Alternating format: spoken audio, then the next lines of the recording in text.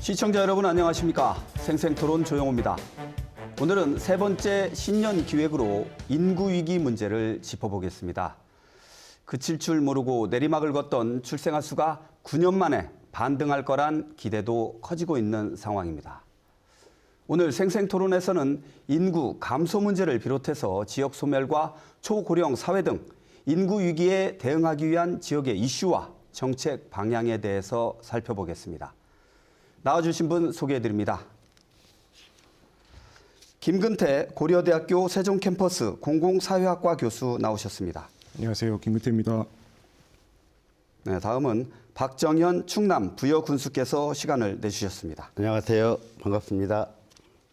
네, 끝으로 박희조 대전시 동구청장과 함께하겠습니다. 네, 대전 동구청장 박희조입니다. 네, 먼저 준비된 영상 보신 뒤 본격적인 토론 이어가겠습니다.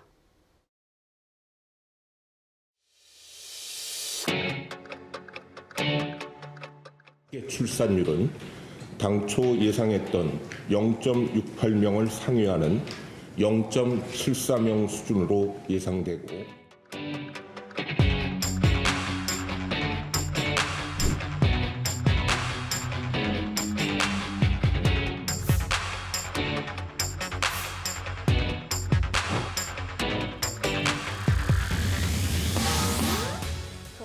Opening up to migration is definitely a strategy to limit population aging.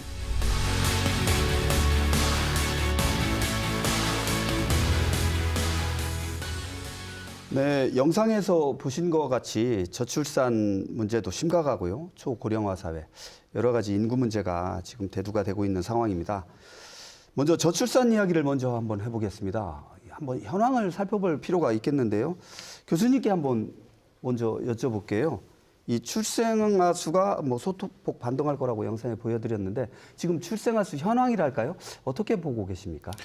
네, 지금 2024년도 아까 전에 그 저출산 고령사회위원회 그 발표도 있었습니다만 출산율이 약간 소폭 상승할 것으로 예상이 되는데요. 2023년도 전국적으로 합계 출산율이 0.72였는데 2024년도에는 0.74로 0.02명이 이제 늘어날 것으로 예상이 되고 있습니다. 근데 0.02명이라는 수준 자체는 크지 않고요. 그 주요한 원인으로는 이제 코로나 시기를 이제 지나서 2024년도, 그러니까 우리나라 초혼으로부터 초산까지에 걸리는 시간이 약 2년 2개월입니다. 즉 2022년도에 코로나가 종식이 됐기 때문에 그때 이제 결혼하신 혼인하신 분들이 지금 2024년도에 이제 아이를 낳고 있는 것으로 보여지고요. 그 원인으로 인해서 약간 소폭의 상승이 있는 것으로 예상이 됩니다. 그렇지만 이것이 어떤 추세가 반등되는 반등되고 있다라고 보기엔 좀 아직은 이르다라고 판단이 됩니다. 지금 교수님께서 어떤 저출산의 전반적인 현황과 이유까지 한번 짚어주셨는데 우리 지금 오늘 모신 두 분께서 대전과 충남을 대표하시는 이제 군수님과 구청장님이신데 지역의 얘기를 이제 안 할 수가 없습니다. 먼저 부여 군수님께 이 현장에서 바라보시는 어떤 인구의 문제 심각하게 보실 수 있을 것 같습니다. 어떻습니까? 직접 살펴보시니까. 네, 그렇습니다. 우리나라 전체적으로 봐도 저출산 문제가 심각하지만 특히 농촌 지역이 더 심각하죠. 우리 부여만 해도 작년 말 기준으로 출산율이 0.54명입니다. 그러니까 도시에 비해서도 벌써 0.20명 이상 적은 거죠. 가임 여성이 부족한 상황이고요. 특히 올해 벌써 초등학교 한 군데, 중학교 한 군데가 폐교가 됩니다. 통합되는 건데요. 그리고 또 한 군데는 분교로 재편됩니다. 그야말로 지역의 기반이 완전히 와해되는 그런 느낌으로 오고요. 인구 소멸, 저출산 문제에 관한 한 지금 농촌 지역은 어떻게 보면은 대도시 지역에 비해서 훨씬 더 그 심각성이 피부로 와닿고 있는 상황입니다. 지금 부여 군수님께서는 어떤 충남의 그러니까 농촌 지역이라고 저희가 뭐 쉽게 분류를 하는데 박희조 동구청장님께서는 대전 광역시잖아요. 네네. 그리고 동구 같은 경우에는 또 도농 복합도시의 형태를 띠고 있고 그래서 뭐 충남하고는 조금 다른 수 있지만 그래도 인구 위기의 문제를 심각하게 받아들이고 계신 거 맞지 않습니까? 네. 우리 박정현 군수처럼 군 단위 지역만큼 위기는 아니지만은 예. 저희 동구 같은 경우 또 원도심이라고 하는 같은 옆에 있는 중구라든지 또 대덕구 같은 경우는 인구 감소 관심 지역으로 좀 분류가 되어 있습니다. 예. 비단 우리 대전의 이렇게 원도심 지역뿐만 아니라 우리 전국적으로 제2의 도시라고 하는 네. 부산 같은 경우도 이렇게 포함될 정도로 예. 사실은 인구 위기는 수도권뿐만 아니라 지방 그리고 또 농촌뿐만 아니라 이제 도시의 문제로 우리 실제로 우리 전국적인 그러니까 우리 미래를 걱정할 만큼 지금 심각한 수준인데요. 저희 동구만 보면은 얼마 전에 저희 한 초등학교 졸업식 있었는데요. 네. 6명 졸업을 했습니다. 학교가요. 예. 본교가 아니고 그냥 네네. 본교. 예, 본교인데 예. 6명이 졸업할 정도로 물론 이제 일부 얘기입니다만은 예. 그만큼 멀게만 느껴졌던 이런 인구 위기가 이제 피부로 직접 와닿는 네. 이런 상황까지 왔게 돼서 예. 앞으로 이걸 좀 체계적으로 대응을 하지 않으면은 앞으로 이제 많은 분들이 비관적인 전망을 하듯이 우리나라가 이제 인구 위기가 아니라 우리나라가 없어질 또 네. 그런 위기가 있기 때문에 이제부터라도 좀 심각하게 이 문제를 좀 체계적으로 접근해야 된다고 봅니다. 예, 지금 두 분께서 지역의 현황을 심각하게 말씀을 해주셨는데 지금 교수님께서 아까 그 이 저출생의 이유에 대해서 잠깐 언급을 해주셨는데 먼저 저기 부여 군수님께서 이 저출산의 그런 원인이랄까요? 어떻게 분석을 하고 계세요? 자치단체에서는? 이제 시대적 흐름과 무관하지 않다고 생각을 하는데요. 저희들이 한참 성장을 할 때는 네. 미래에 대한 희망이 있었습니다. 예. 불과 25년 전만 해도 뭐 가족 계획 처음에는 둘만 낳아 잘 기르자 네, 했는데 그랬죠. 바로 그 직후에 하나만 낳아 잘 기르자고 했거든요. 인구 폭발에 대한 걱정이 굉장히 많이 했었죠. 네. 그런데 지금 한 세대가 지금 지나기 전에 세계 최고의 저출산 국가로 예. 유엔에서도 지금 들여다보고 있거든요. 그 원인이 뭔가에 대해서. 그런데 대체로 보면 지금 MZ 세대를 비롯해서 젊은 이제 청년들이 계층 상승에 대한 희망이 굉장히 약화되고 그러니까 사다리가 끊어졌다고 생각하는 거죠. 그러니까 저희들이 보통 좋은 일자리를 얻어서 열심히 직장 생활을 해도 서울을 비롯한 대도시에 집값이 폭등하고 평생 집 사기도 어렵고 아이들이 또 대를 이어서 고생할 수 있다는 그런 이제 절망적인 생각들 이런 것들이 포함돼서 전체적으로 보면 저출산 시대를 지금 흐름을 만들어가고 있지 않나 이렇게 생각을 하고 있고요. 그런 점에서 우리가 구체적으로 정책이라든가 이런 거 세울 때 내가 열심히 일하면 돈도 모을 수 있고 집도 살 수 있고 아이를 잘 키울 수 있다는 그런 이제 희망이 좀 필요하고요. 그런 정책을 만들어내야 되고 네. 무엇보다도 그러려면 공정한 사회가 돼야 되는데 지금 우리 보는 것처럼 모든 진보 정부든 보수 정부든 공정과 상식을 얘기하지만 실제로는 그게 사회 지도층부터 무너지는 것을 목도하고 있단 말이에요. 이런 것들이 오히려 미래에 대한 희망을 더 암울하게 만들고 그래서 결혼을 기피하고 혼자 살려고 하고 뭐 이런 식으로 이제 가고 있다 이런 생각이 듭니다. 네, 알겠습니다. 지금 부여 군수님께서 지금 원인을 많이 짚으셨는데 우리 구청장님께서도 뭐 그렇게 크게 원인이 네. 뭐 다른 시각은 맞습니다. 뭐 없을 것 같은데 그래도 좀 네네. 다른 분석이 저출산 있으시다면, 예. 이유에 대한 그 진단은 뭐 비슷한 것 같습니다. 뭐 저희도 좀 그렇게 좀 보고 있고요. 요즘 젊은 사람들 보면은 정말 그 인식을 저희가 좀 이해가 좀 못할 정도로 이렇게 확연한 차이를 좀 볼 수 있습니다. 근데 그 젊은 친구들조차도 아이를 낳고 싶어 하는데 낳을 수 없는 그런 환경이기 때문에 어쩔 수도 없다. 이런 얘기를 참 많이 합니다. 이게 어떤 이제 시대적인 흐름도 있고 또 세계적인 그런 트렌드도 있는 것 같아요. 예를 들자면 제가 듣기로는 전 세계적으로 아프리카를 제외하고는 전 세계적으로 인구 감소에 대한 정도의 차이는 있지만은 다 있다고 합니다. 네. 특히 우리나라는 그 속도 면에서 굉장히 빠르게 진행되기 때문에 이런 문제가 있는데요. 앞으로 이거는 개인의 문제로 맡겨둘 게 아니라 우리가 이제 경제적으로 또 사회적으로 구조적인 문제를 국가에서 또는 지방 정부에서 민간 영역에서 같이 전방위적으로 노력을 해야 될 사항이라 봅니다. 예, 알겠습니다. 우리 인구 위기의 문제가 전 지구적인 문제가 되지 않습니까? 우리 교수님께서 아까 초반에 이런 저출산의 원인이 이제 코로나에 따른 뭐 비혼주의의 확산 뭐 이런 거 좀 짚어주셨는데 뭐 또 다른 원인이 또 뭐 제시해 주실 만한 게 있으실까요? 아니요. 두 분께서 지금 너무 잘 말씀해 네. 주셨고요. 저도 동의를 합니다. 근데 이제 제가 다만 드리고 싶은 말씀은 우리가 출산을 논할 때 좀 출산이라는 과정을 좀 더 심도 있게 이해할 필요가 있다. 출산이라는 과정은 부모의 입장에서 보면 굉장히 오랜 평생에 걸친 투자입니다. 네. 그렇기 때문에 이게 우리가 투자를 했을 때 투자가 잘 될 수도 있지만 안 될 수도 있지 않습니까? 그럼 위험 부담이 있다는 겁니다. 그렇게 봤을 때 부모의 입장에서는 미래를 예측 가능할 때 비로소 내가 자녀를 낳고 낳을 수 있겠다라는 결심을 하게 되는 것이거든요. 이런 과정을 우리가 이해를 하게 된다면 아까 전에 부여 군수님께서도 말씀해 주셨지만 네. 미래 예측 가능한 그런 사회 분위기, 사회 구조를 만들어야지만이 젊은이들이 이제 자녀를 낳을 수 있고 저출산 문제가 비로소 해결될 수 있다. 그렇게 생각을 하고요. 이제 그거는 이제 굉장히 큰 범위의 원인이고 그 밑에 이제 세부 원인들이 있는데 그 중에서 뭐 여러 가지 것들이 있습니다. MZ 세대의 뭐 문화적인 이유라든지 사회 경제적인 구조라든지 아니면 뭐 여러 가지 것들이 있습니다만 저는 개인적으로 가장 큰 두 개의 축은 주거하고 일자리라고 생각을 합니다. 네, 그렇죠. 네, 그래서 이 두 가지 부분들이 해결이 되면 자연스럽게 미래 예측 가능성도 올라가게 되고 따라서 저출산 문제도 조금 완화가 되지 않을까 그렇게 생각을 해봅니다. 우리 청년들이 쉽게 얘기해서 이제 먹고 사는 문제가 해결이 되지 않는데 어떻게 애를 낳고 기르냐 이런 하소연을 많이 하지 않습니까?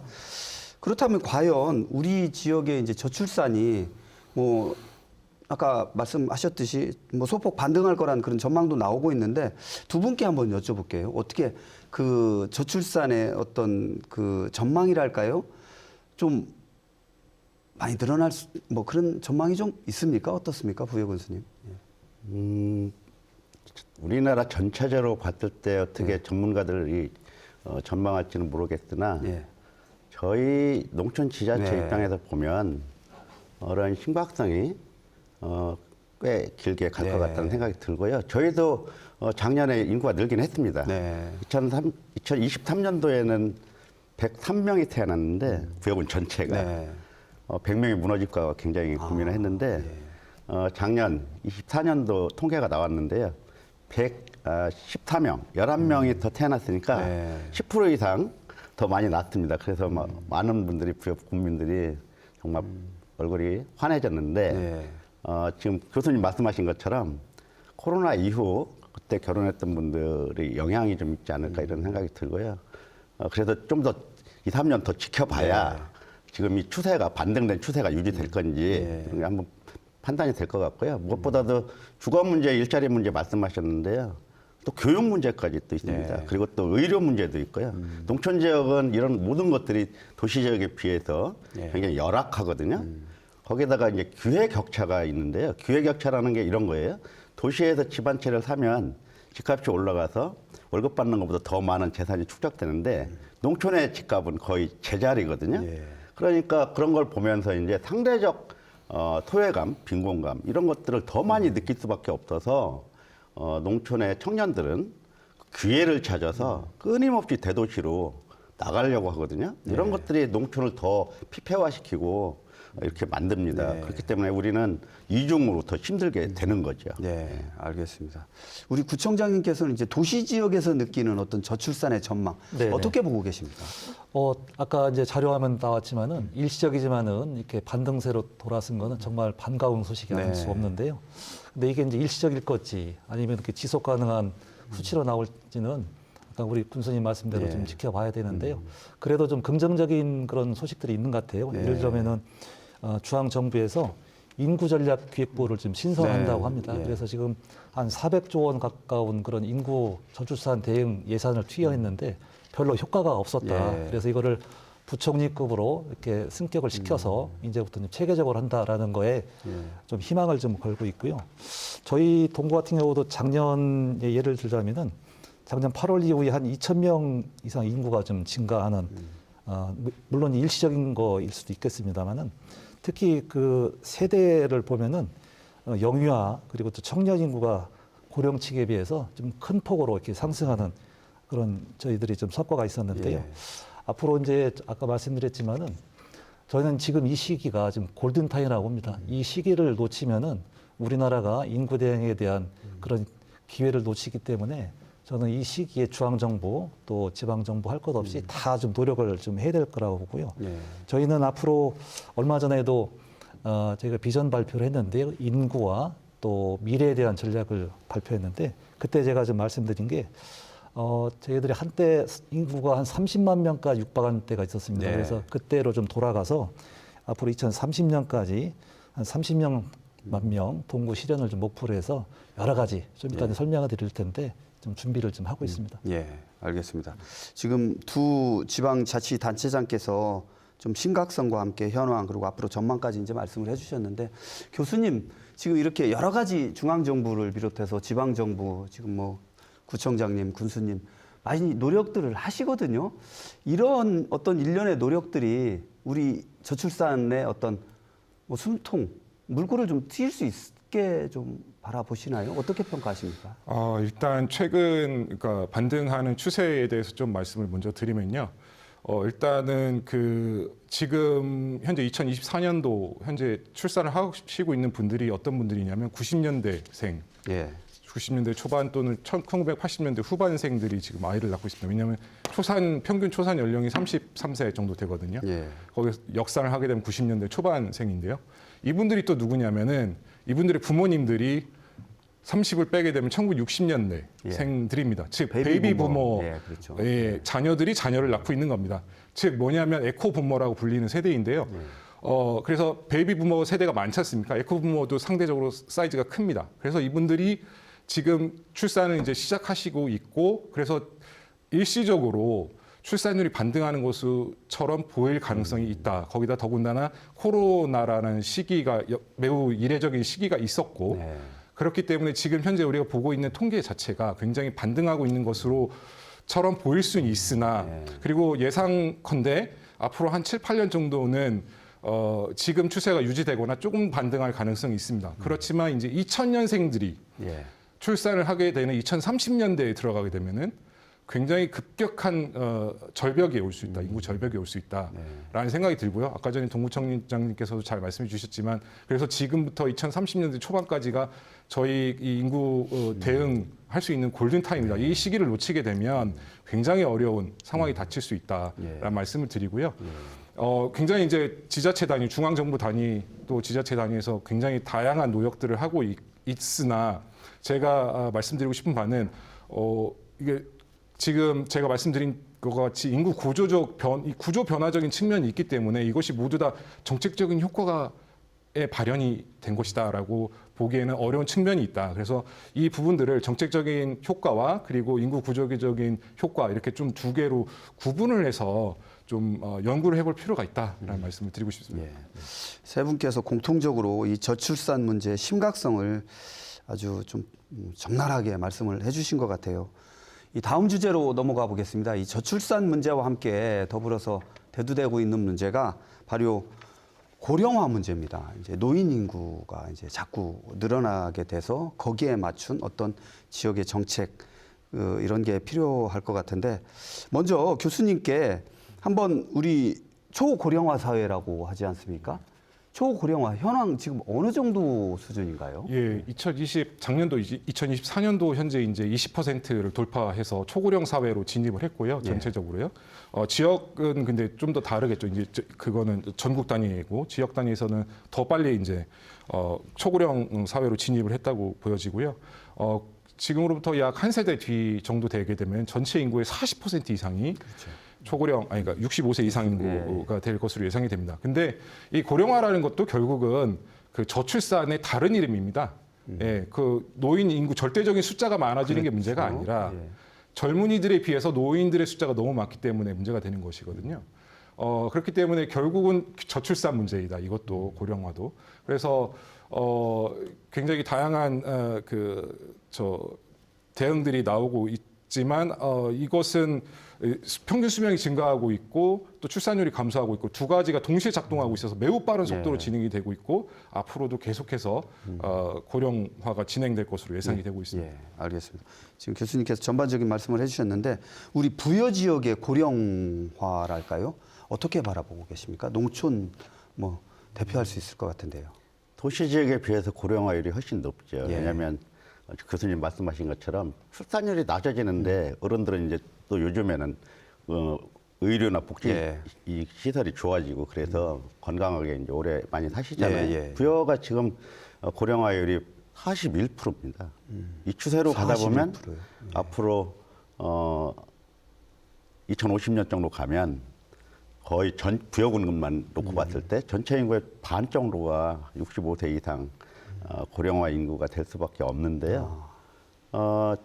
그래서 저희들 입장에서는 저출산과 연동돼 있어요, 실제로. 네, 그렇죠. 출산율이 높으면 예, 그만큼 낮아지니까요. 그렇죠. 그래서 지금 정책이 출산을 포함해서 유아 청소년 정책도 굉장히 중요하게 다루지만 실존하는 이제 문제가 어르신들을 어떻게 모시느냐 하는 문제가 또 있어요. 예. 그래서 고령화에 따라서 우리는 농촌 지자체는 어떻게 보면 도시보다 더 많은 예. 애로사항들이 있는 거죠. 예. 그래서 최근에는 뭐 노인 종합복지관이나 이런 인프라를 통해서 어른들을 잘 모시려고 노력을 하고 있지만 네.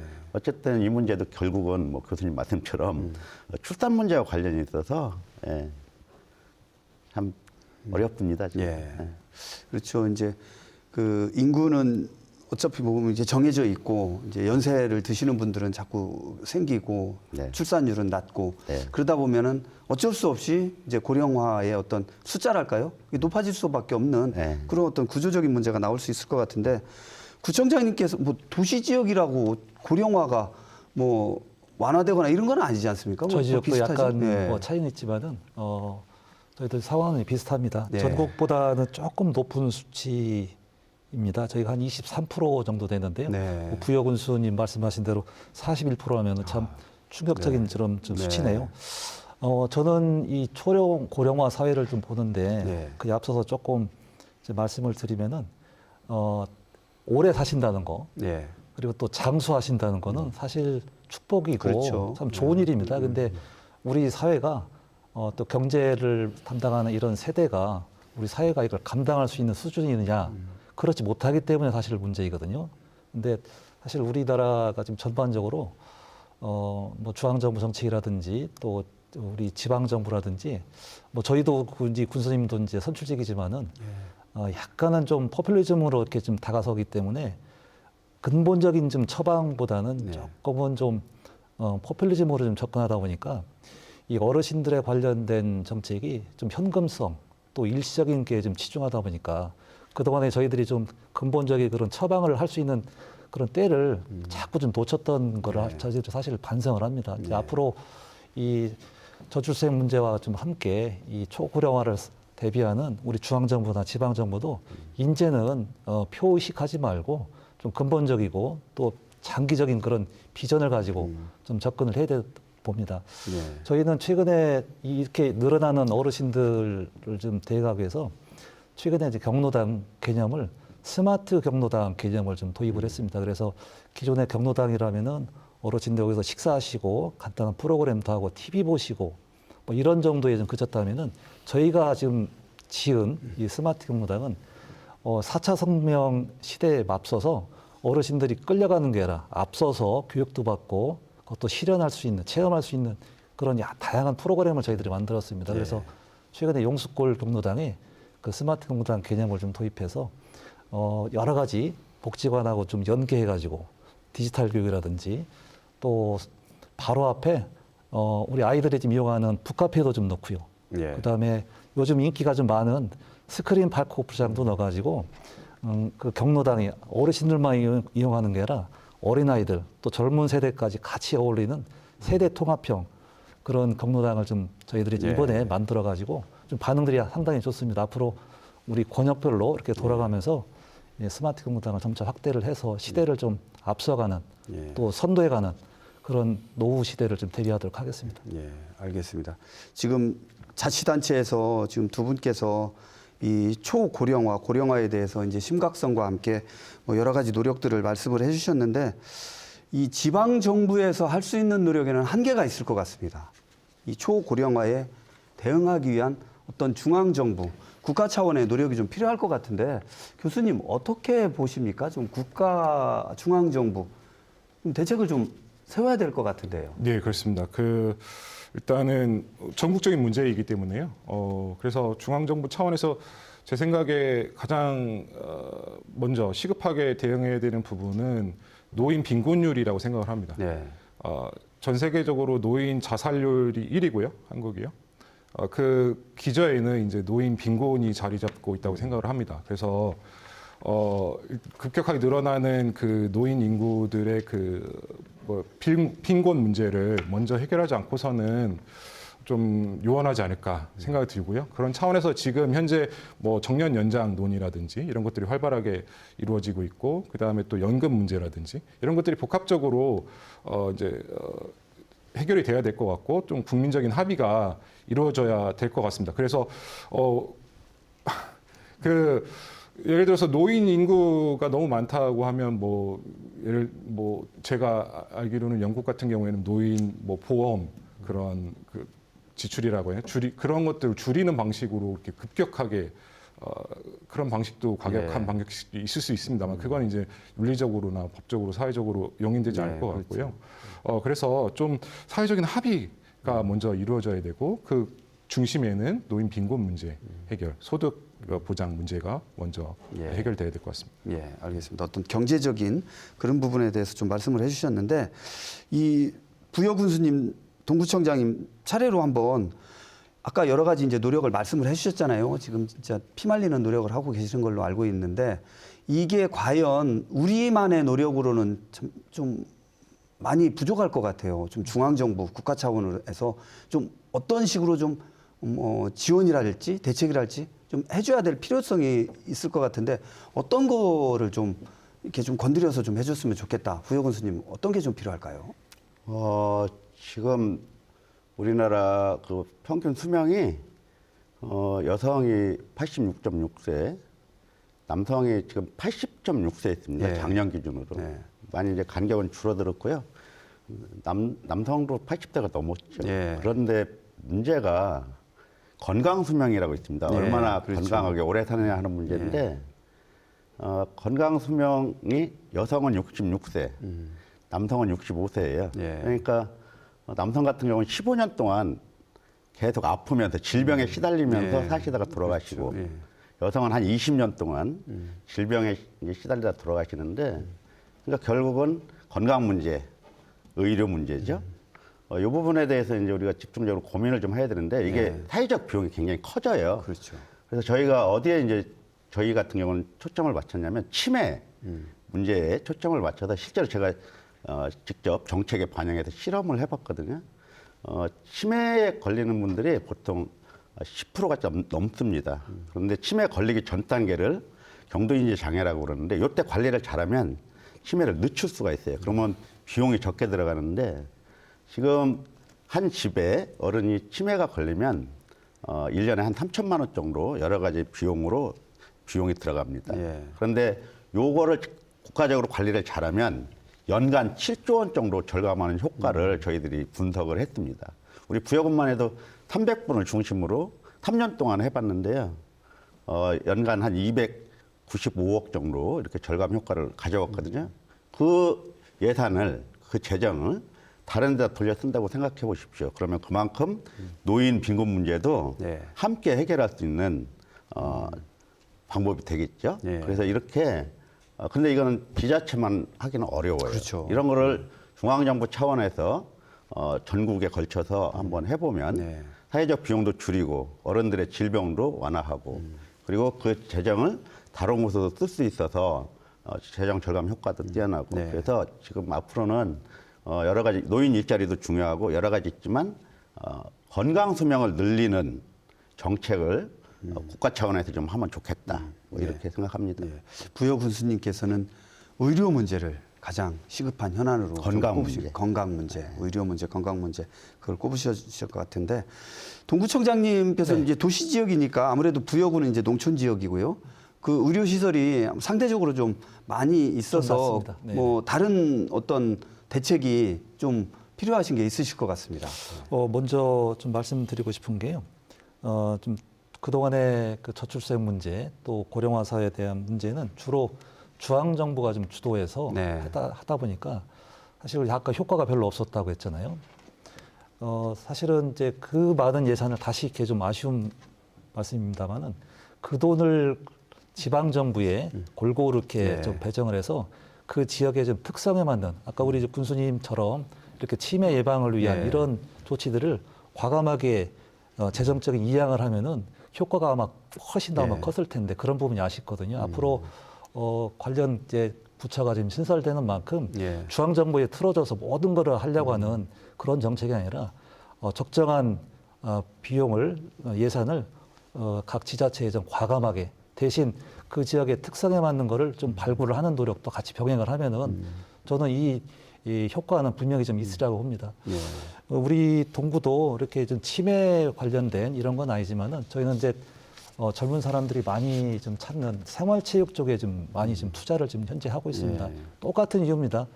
젊었을 때 조금 더 젊었을 때 본인 건강을 좀 챙기고 이런 것이 나중에 늙어서 이렇게 여러 가지 질병이나 이런 거에 대한 비용을 훨씬 더 낮추는 효과가 있기 때문에 그게 또 결국은 삶의 질을 높일 수 있기 때문에 최근에 저희들이 좀 부족한 스포츠 인프라를 좀 구축하는데 저희들이 좀 많이 좀 노력을 하고 예. 있고 좀 성과도 좀 내고 있습니다. 예. 동구청장님께서는 어떤 중앙 정부의 권한과 재정을 지방 정부에 많이 좀 이양을 과감하게 좀 해달라. 이양해달라는 예, 겁니다. 그거를 좀 핵심적으로 말씀을 해주신 것 같습니다. 그 인구를 유입을 하려면 청년 인구의 유입이 중요한 것 같습니다. 이 청년들이 많이 들어와서 주거도 하고 일자리도 갖고 그래서 애도 낳고 그래야 출산율도 올라가는 뭐 그런 선순환 구조가 이제 될 수 있을 것 같은데 청년 인구의 지역 유인책에 대해서 한번 세 분의 말씀들 한번 차례로 한번 들어보겠습니다. 교수님 어떻게 보십니까? 청년 인구를 지역에 이제 좀 뭐 끌어들이려면은 어떤 노력이 좀 필요할까요? 예, 당연히 지역 차원에서 저출산 문제를 극복하는 가장 확실한 방법은 이제 청년 인구의 유입을 예. 추구하는 건데요. 그러니까 아까 전에 제가 말씀드렸지만 저출산의 원인이 가장 큰 원인이 주거와 일자리라고 말씀드렸습니다. 그래서 당연히 주거와 일자리를 개선을 하면은 청년들이 유입이 될 텐데요. 제가 말씀드리고 싶은 거는 제가 한 연구에 의하면은 일자리의 수가 늘어나는 것은 청년 인구 유입에 큰 상관이 없습니다. 근데 양질의 일자리, 예, 그렇죠. 고부가 가치를 생산할 수 있는 양질의 일자리는 직접적인 효과가 있는 것으로 제 연구 결과가 나타났고요. 그래서 주거와 이제 일자리라고 하면은 지자체에서 지금 보면은 상대적으로 쉽게 접근할 수 있는 정책적으로 접근할 수 있는 게 이제 주거라고 생각이 됩니다. 그래서 많은 예산이 청년을 위한 주거를 이렇게 많이 사업을 하고 있는 것으로 알고 있는데 사실 프랑스에서도 청년 인구를 유입하기 위해서 무슨 뭐 서민들을 위한 베르사유 궁전을 지어주겠다고 어마무지한 으리으리한 아파트 단지를 지어줍니다. 파리 근교에. 근데 문제는 결과적으로는 아무도 가지 않았습니다. 그 이유가 뭐냐면 파리에서 너무 멀었고 일자리하고 너무 멀었던 겁니다. 그 아파트 자체는 너무 좋지만 일자리하고 연계성이 없었기 때문에 아무도 가지 않은 거죠. 그래서 만약에 지자체에서 우선순위를 둬야 한다면 일자리와 주거 중에 어떤 게 더 먼저냐? 그럼 저는 일자리라고 생각을 하고요. 그것 중에서도 양질의 일자리를 먼저 확보하는 게 가장 우선순위가 아닐까 그렇게 생각을 합니다. 네, 알겠습니다. 우리 두 자치단체장님께는 지금 현재 하고 계시는 어떤 청년 인구의 유입 정책이랄까요? 어떤 걸 좀 하고 계시고 앞으로 추진 방향은 어떻게 될지 먼저 부여 군수님께서 한번 말씀 좀 예, 해주시죠. 저희 같은 경우는 뭐 청년 인구 유입도 굉장히 중요한데 있는 청년 안 나갔으면 좋겠다는 생각이 들고요. 그래서 말씀하신 것처럼 예. 주거 문제라든가 일자리 문제에 신경을 많이 쓰고 있어요. 예. 그런데 저희가 산업단지 만들고 지금 기업 유치를 하려고 노력을 하고 있는데요. 동시에 어떤 문제가 있냐면 수도권에 있는 기업이 오고 싶어도 자기 기업에 필요한 인재를 구할 수가 없는 거예요. 왜냐하면 안 내려와요, 같이. 왜냐하면 거기 있으면 기회 요인이 많거든요. 그렇죠, 아무래도. 집값 올라가고 아이들 교육 잘 시킬 수 있고 의료 혜택 받고. 그런데 기업이 이사 가서 농촌 지역으로 오면 떨어져 살거나 그런 문제가 생기잖아요. 그러니까 노조가 반대를 하는 거예요. 일단 안 내려오려고. 그러면 기업이 내려왔을 때 무엇보다도 좋은 양질의 우리 일자리가 필요한 것처럼 양질의 인재가 필요하잖아요. 네. 기업에 맞는. 근데 이미 청년 인구가 많이 유출된 그리고 고령 인구만 사는 농촌 지역에 어떤 인재를 구할 수가 있습니까? 그러니까 못 오는 거예요. 오고 싶어도. 그래서 저희 부여 같은 경우는 이제 정부가 하는 기회발전 특구에 선정이 됐습니다. 네. 그래서 기업이 내려오면 여러 가지 혜택을 받을 수가 있어요. 그런데도 실제로는 재정의 문제, 그러니까 자본의 문제 이게 아니고 사람의 문제. 네. 좋은 양질의 인재를 못 구하니까 내려오고 싶어도 못 내려오는 거예요. 이게 이제 이런 악순환이 반복되는 거죠. 예.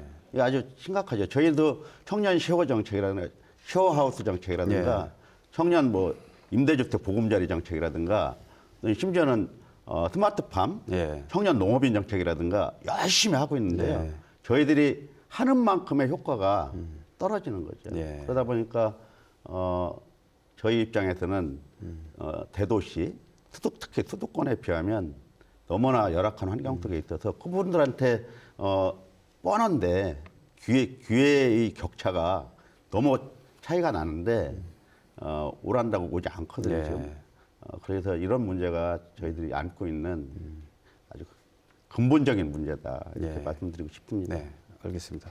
우리 동구청장님께서도 청년 유인을 위한 청년 인구를 좀 끌어들이기 위한 정책 어떤 게 좀 있을까요?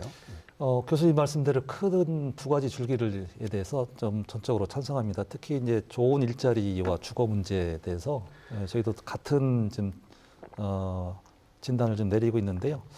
저희는 지금 현재 하는 거 잠깐 좀 소개해드리면은 저희들이 동구 지역에 5개 지금 대학교가 있습니다. 그래서 그러다 보니까 그 외지에서 온 그 대학생들을 위해서 청년 월세 지원을 월 지금 20만 원씩 좀 하고 있고요. 또 좋은 일자리를 창출하기 위해서 얼마 전에 우리 대전시에서 500만 평 플러스 알파 산업단지를 만든다는 구상하에서 저희 동구에 한 7만 평 규모로 제대로 된 산업단지가 좀 들어오는 걸로 이렇게 좀 행정 절차를 지금 밟고 있습니다. 저희가 산업단지가 좀 들어오면은 저희가 좀 학교에 좀 연구 기능하고 좀 관련돼 있는데요. 바이오헬스 관련된 기업을 좀 집중적으로 유치를 해서 우리 좀 청년들한테 양질 일자리를 제공해서 더 이상 우리 동구에서 떠나지 않더라도 초중고등학교 또 대학교 나와서 직장까지 좀 잡을 수 있는 이런 선순환 구조가 좀 될 수 있도록 좀 저희들이 좀 준비를 좀 하고 있는데요. 여러 가지 좀 하고 있습니다만은 뭐 저희도 그렇고 이제 부여 군수님도 그렇지만은 사실 현재까지는 백약의 무효입니다. 정말 수도권 아니면은 지방은 정말 고사 직전까지 와 있습니다. 이런 문제에 대해서 좀 심각성을 좀 가지고 해야겠지만은 참 저희들은 군수님도 그렇지만은 마지막 좀 끈이라도 좀 잡는 심정으로 좀 하고 있는데요.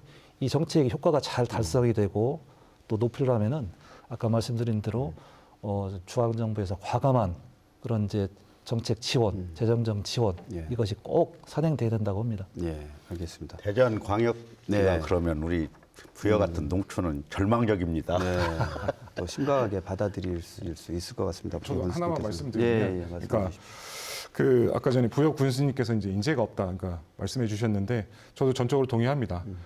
근데 그렇다고 해서 우리가 어디서 다른 지역에서 데리고 올 수는 없잖아요. 그렇다면 단 한 가지 남아 있는 방법은 지역에 있는 사람들의 그 휴먼 캐피탈을 올리면 되는 거거든요. 그래서 직업 훈련, 그러니까 직업 훈련을 좀 강화하는 방향. 그 중에서도 특히 뭐 경력 단절 여성이라든지 아니면 뭐 은둔 청년이라든지 이렇게 그동안 잘 안 뛰었던 분들을 대상으로 해서 집중적으로 좀 직업 훈련을 하게 되면 양질의 노동자들을 나올 수 있을 것 같고, 그렇게 되면 결국은 이제 지역에 좀 산업 유치하는데 긍정적인 방향으로 작동을 하지 않을까 그렇게 생각을 해봅니다. 예, 알겠습니다. 제가 좀 따로 좀 말씀을 드리고 싶은 게 네, 말씀해 주세요. 일자리와 주거도 물론 청년들한테 중요한데요. 요즘 청년들 또 하나 관심사항이 이제 문화 예술을 얼마만큼 이제 향유할 수 있는 그런 지역이냐도 굉장히 좀 중요한 것 같습니다. 워라벨이라고 그러죠. 네, 예. 맞습니다. 그래서 저희가 우리 부여군수님도 뭐 백제 그 예. 이제 축제도 하지만은 저희 동구가 작년 재작년에 대표 축제인 그 동구동락 축제를 했는데요. 우리 동구에서 이렇게 예산이 많지 않은데 많은 사람들이 왔습니다. 그 중에서 젊은 사람들 또 전국에서 많이 오셨는데요. 저희들도 예상이 좀 못한 그런 상황이었습니다. 그래서 앞으로 이 주민독상 인구도 중요하지만은 생활 인구를 늘리기 위한 여러 가지 축제라든지 뭐 관광 이 부분에 있어서도 많은 관심을 기울이면은 청년들이 좀 관심이 있는 그런 분야이기 때문에 어느 정도 좀 청년들을 좀 붙잡는 그런 효과는 있을 거는 같습니다. 근데 이게 이제 지속 가능하고 또 효과를 내려면은 또 근본적인 아까 말씀드린 대로 좀 중앙 정부라든지 또 다양한 분야에서 같이 노력하는 게 좀 필요하다 이렇게 생각이 좀 보여집니다. 예, 알겠습니다. 저희가 준비한 시간이 거의 막바지에 다다랐는데 이게 인구 위기 문제, 지역 소멸의 문제까지 이제 연관이 돼서 말씀을 나누다 보니까 먼저 준비된 시간이 참 짧게만 느껴집니다. 저희가 지금 인구 문제, 저출산, 초고령 사회 이 문제를 좀 짚어봤는데 올해 2025년 인구 위기에 대응할 어떤 지역의 생존 전략이랄까요? 이거를 좀 한번 세 분께 한번 차례로 한번 여쭙겠습니다. 교수님 어떻게 보십니까? 이 안 된다라고만 하기에는 너무 좀 절박한 사정이 우리가 있고 우리가 생존의 문제가 걸려 있지 않습니까? 이 지역의 생존, 저출산과 고령사회 극복을 위한 어떤 전략이 좀 필요하다고 보십니까? 네, 일단은 제가 서두에서도 말씀드릴 것과 같이 청년들의 그 불안감과 좌절감을 완화시켜줄 수 있는 정책이 되어야 된다. 그렇게 될 때만 미래 예측 가능성이 생기게 되고 청년들도 이제 아이를 낳아서 기를 수 있겠구나라고 생각을 하게 될 것이라고 생각을 들고요. 이제 그런 큰 목표를 가지고 이제 그런 강론들이 있을 텐데 여러 가지 것들이 있을 것 같습니다. 근데 일단은 지금 현재까지 저출산 정책이라는 것들이 지금 두 분께서 잘 계속해서 말씀해 주셨지만 중앙정부 위주로 되었습니다. 예. 그렇기 때문에 지자체가 자체적으로 수행할 수 있는 그런 사업의 범위도 작고 예산도 작고 그랬습니다. 좀 지방정부에게 과감하게 좀 이양할 필요가 있고요. 그 다음에 지방정부 차원에서도 자체적으로 좀 역량을 기를 필요가 있습니다. 지방정부 자체에게 예산을 주고 정책을 만들라고 해도 사실은 인력이 부족하고 뭐 그렇기 때문에 못하는 경우도 많거든요. 그래서 그 지방정부와 중앙정부가 함께 노력하는 모습이 필요하다고 생각이 들고요. 그리고 일단은 지역의 특성을 반영할 수 있는 그런 산업들 그리고 고부가 가치 산업들을 적극적으로 유치해야 되고 그리고 그와 함께 직업훈련 그다음에 평생교육 이런 부분들도 같이 지속적으로 향상시키도록 노력해야 될 것으로 보여집니다. 예, 알겠습니다. 부여 군수님께서는 어떻게 보십니까? 우리 지역의 생존 전략 좀 필요한데 네, 지금 어떻게? 바로 전에 교수님께서 지역의 특성이라는 말씀하셨잖아요. 부여가 잘하는 게 있어요. 네. 예, 특히 농업 분야에 괄목할 만한 예. 장점을 갖고 있는데요. 부여는 충청남도 15개 시군에 40%가 집중되어 있는 시설원의 네. 지역입니다. 한 벌써 60년 정도 됐는데요. 거기다가 지금 경상북도 상주, 예. 전라북도 부안, 김제 그리고 우리 충청남도 부여군이 전국의 스마트팜을 주도하고 있어요. 그러니까 영농이 그러니까 농업이 굉장히 발달한 지역이죠. 그래서 소득이 굉장히 높고요. 예. 그래서 청년 농업인들이나 2세 농업인들을 계속 발굴하고 교육하고 해서 더 늘려가는 방식인데요. 심지어는 우즈베키스탄과 농업 교류를 해서 예. 우리 농업인들이 우즈벡에 가서 농업 경영을 하고 소득 증대를 올리는 방식으로도 하고 있거든요. 그래서 전국 시도지사 협의회에서 민간 외교 최우수상도 받고 예. 그리고 최근에 충남대학교하고 저희가 국제농업기술원을 만들기로 협약을 맺었습니다. 이게 전국에서 첫 사례예요. 그래서 앞으로 이제 정부로부터 지원을 받게 될 텐데요. 외국인 이주 노동자도 가리키고 예. 그리고 계절 근로자들도 가리키고 그러면서 고령화되면서 농업 인구도 줄어들 거 아니에요. 네. 거기에 이제 인력이 부족한 부분을 지금 계절 근로자를 외국인 노동자가 대체하고 있는데 합법적인 부분이 있고 불법적인 부분이 있어요. 그래서 저희들 같은 경우는 농업을 중심으로 하는 외교도 해나가면서 우후 도시를 우후적인 나라들을 만들어가면서 우리는 가르쳐주기도 하고 대신 인력도 수급받고 이런 이제 우리가 잘할 수 있는 부분을 중심으로 농촌에서 직장을 갖고 농업에 종사해도 행복할 수 있다는 것 네. 그리고 미래가 우리가 생각하는 만큼 나쁘지 않다는 것. 네. 그래서 농업에 종사하거나 농촌에서 살아도 인간다운 삶을 살 수 있고 또 의료, 문화 이런 혜택도 누릴 수 있고 실제로 우리 부여 국민들 같은 경우는 제가 많이 목격하지만 아침마다 인사를 가요. 아니면 밤늦게 외국 여행 참 많이 갑니다. 깜짝 놀랐어요. 그만큼 어떤 욕구가 반영된 거거든요. 예. 외국에 가는 것, 문화적인 혜택을 누리려고 하는 거 이런 것들이 농촌에서도 열심히 일을 하면 도시 사람들하고 똑같이 행복한 삶을 누릴 수 있는 것들이 도처에서 만들어지고 있거든요. 그래서 많은 분들이 농촌에서도 희망적인 미래가 있다는 것을 알아줬으면 좋겠고요. 그걸 하기 위해서 아주 여러 가지 정책들을 만들어 가는데요. 저는 효과가 좀 있을 거라고 봅니다. 알겠습니다. 예, 감사합니다. 우리 대전 동구 지역의 생존 전략 앞으로 네네. 어떻게 보십니까? 토론 전반에 걸쳐서 좀 위기감 또 절박감을 좀 말씀해 주셨는데요. 저희가 며칠 전에 인구 대응을 위한 그런 전략을 좀 주민들한테 설명을 드렸습니다. 그 비전 발표를 했는데요. 그래서 우리 동구의 2025년 동구의 주요 구정의 키워드는 미인이라고 저희가 지금 제시를 했습니다.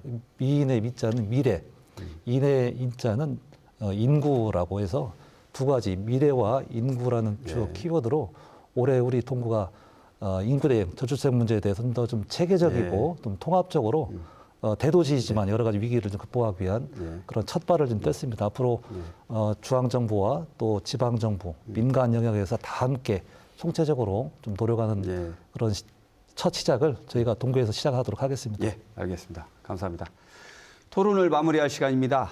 피할 수 없는 문제로 다가온 인구 위기를 우리 사회가 어떻게 충격을 줄여가면서 감당할 것인가 하는 점을 고민해야 할 시점인 것 같습니다.